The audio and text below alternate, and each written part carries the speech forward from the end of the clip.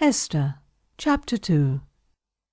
After these things, when the wrath of King Ahasuerus was appeased, he remembered Vashti, and what she had done, and what was decreed against her. Then said the king's servants that ministered unto him, Let there be fair young virgins sought for the king. And let the king appoint officers in all the provinces of his kingdom, that they may gather together all the fair young virgins unto Shushan the palace, to the house of the women, unto the custody of Hege the king's chamberlain, keeper of the women, and let their things for purification be given them, and let the maiden which pleaseth the king be queen instead of Vashti. And the thing pleased the king, and he did so. Now in Shushan the palace there was a certain Jew, whose name was Mordecai, the son of Jair, the son of Shimei, the son of Kish, a Benjamite, who had been carried away from Jerusalem with the captivity, which had been carried away with Jeconiah king of Judah, whom Nebuchadnezzar the king of Babylon had carried away.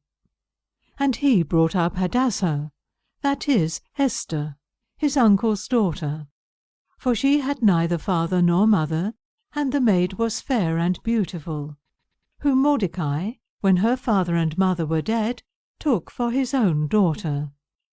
So it came to pass, when the king's commandment and his decree was heard, and when many maidens were gathered together unto Shushan the palace, to the custody of Hege, that Esther was brought also unto the king's house, to the custody of Hege, keeper of the women. And the maiden pleased him, and she obtained kindness of him. And he speedily gave her her things for purification, with such things as belonged to her, and 7 maidens, which were meet to be given her, out of the king's house.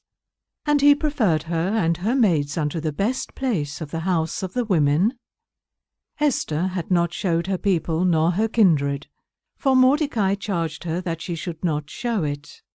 And Mordecai walked every day before the court of the women's house, to know how Esther did, and what should become of her. Now when every maid's turn was come to go in to King Ahasuerus, after that she had been 12 months, according to the manner of the women, for so were the days of their purifications accomplished, to wit, 6 months with oil of myrrh, and 6 months with sweet odours, and with other things for the purifying of the women, then thus came every maiden unto the king. Whatsoever she desired was given her to go with her out of the house of the women unto the king's house. In the evening she went, and on the morrow she returned into the second house of the women, to the custody of Shaashgaz, the king's chamberlain, which kept the concubines.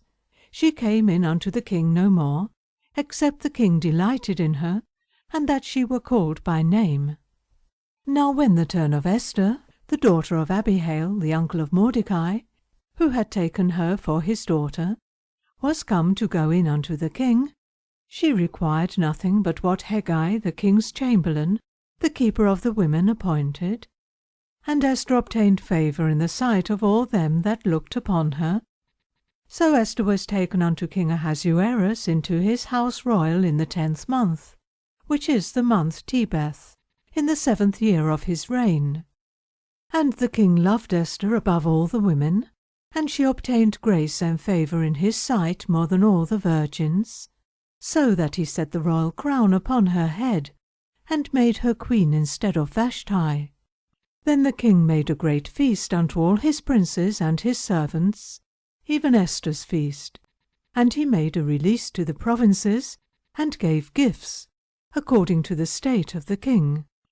And when the virgins were gathered together the second time, then Mordecai sat in the king's gate. Esther had not yet showed her kindred nor her people, as Mordecai had charged her, for Esther did the commandment of Mordecai, like as when she was brought up with him. In those days, while Mordecai sat in the king's gate, 2 of the king's chamberlains, Bigthan and Teresh, of those which kept the door, were wroth, and sought to lay hands on the king Ahasuerus. And the thing was known to Mordecai, who told it unto Esther the queen. And Esther certified the king thereof in Mordecai's name. And when inquisition was made of the matter, it was found out. Therefore they were both hanged on a tree. And it was written in the book of the Chronicles before the king.